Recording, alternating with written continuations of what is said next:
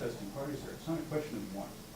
It's a question of, will that customer be served properly?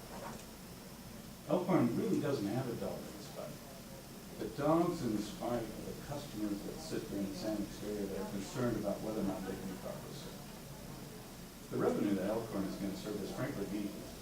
I'm probably spending more money than the revenue that's worth. Again, they're concerned about those customers because those customers came to me and said, this is not going to work. We don't understand how it's going to work. Well, let's start with that evaluation because you also heard they're going to prove it to you. Need not worry, trust us.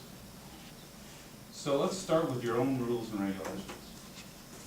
Your own rules and regulations, and I'm going to have Ellen Crackers pass out a couple of documents to you.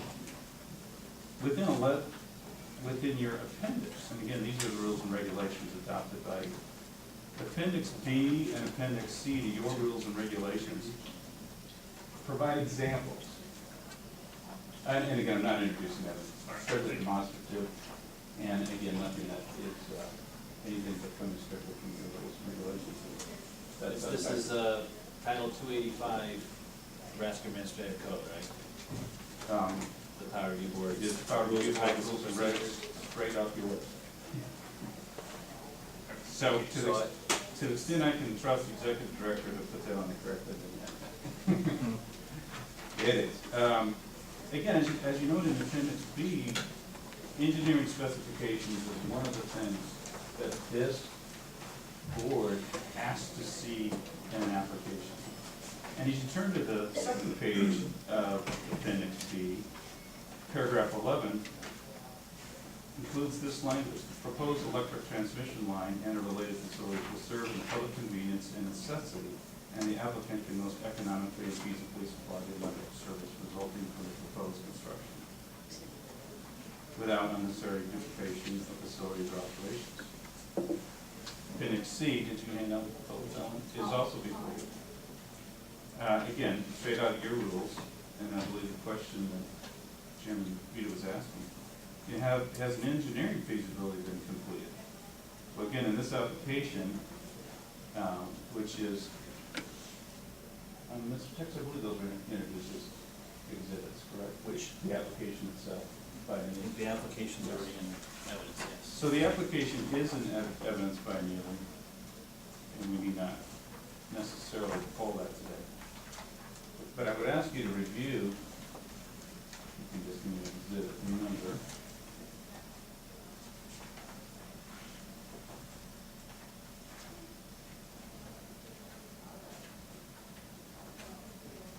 The application's exhibit 1. Thank you. So, in a review of Exhibit 1, the application by the City of Neely to amend its retail service area to match a recent annexation, this board will not find language as provided within Exhibit B, or excuse me, Appendix B or Appendix C. You will not find any suggestion that an engineering study has been completed. You won't find language, again, as identified on paragraph F, that a consulting engineer has decided. And you certainly won't find paragraph 7 or paragraph 11 of those opinions that these facilities will serve the public convenience. And again, can most economically and feasibly supply the service without duplication. That language is absent from Exhibit 1. And it's absent because it's not included safety. So it's unnecessarily not included in the statement because they can't make the statement. Again, you heard today, well, they're going to prove it to you in January, and again, we're all going to wait to see because we haven't seen it yet. Moving to the argument itself,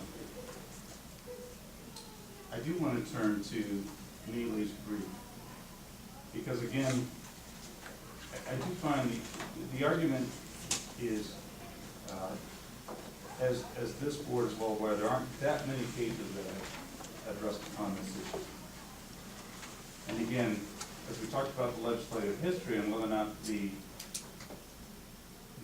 neighboring supplier, in most cases a rural public power district, wants to provide that. Again, they may not want to, as stated by Mr. Gilbert. But again, upon this board's approval,